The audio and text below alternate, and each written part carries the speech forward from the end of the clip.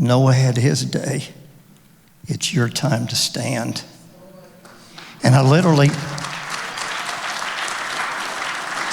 had to stop in my tracks and lean against the wall. And I wept. And I said, God, help me. We're living in the same day. Yeah, it's not weapons, thank God, but it is spiritual warfare like we've never seen. And it's a very real fight. You know, back in 21, when Northam passed that policy model, we went to oppose that. And at first, they were going to stand against it and not accept that transgender sexual policy model. But within a week, as you know, they flipped it around under pressure from the political system, and they accepted it. Well, it was like, wow, what a defeat. But when it came up with Governor Youngkin, and I had already contacted you before that, Family Foundations, about a Virginia Speak Up team in Newport News. And, you know, you said, well, we've got 5. And I said, yeah, but we need one here. We are in the middle of a hot battle.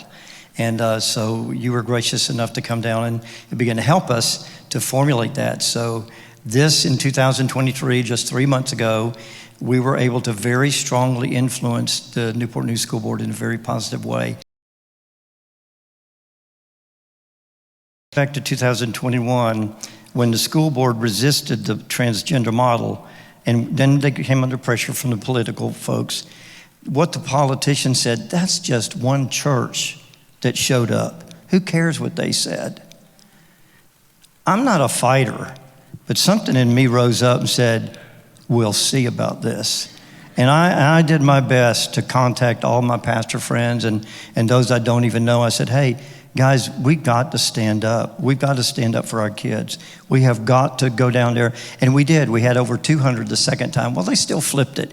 But this time in 2023, once again, we were able to rally not just our church, but multiple churches. And some of the pastors are here today. Thank the Lord. It's good to see them here. They came, they stood, they spoke. And it is so important. And an inside track of it, I can't divulge the name, but an inside track of that said, you, Pastor Russell, you don't realize how important it is that the pastors are here. The spiritual leaders of the community are here to talk to our political representatives, the school board members. You don't realize how powerful that is. It's easy to send an email. A phone call is great. But when spiritual leaders take the time to show up and bring their people with them. We had the PEK stickers on. We couldn't do the signs, or we had signs, but we had the stickers on. We flooded that room. We flooded the overflow room. We were in the lobby, and we just said, hey, folks, we got to go. We got to be there. And I told him, I said, please don't make me go down there alone. Please go with me and be with me and stand. Whether you talk or not, just your presence is powerful to the school board. Been able to deal with our school board very respectfully, and we've gone and we've honored them, but we have made a very strong appeal to them. Please hear our voices and the voices of the parents. Well, Pastor Evenson and his wife Sylvia have really put skin in this game because they don't just talk about it. They show up at hours of school board meetings.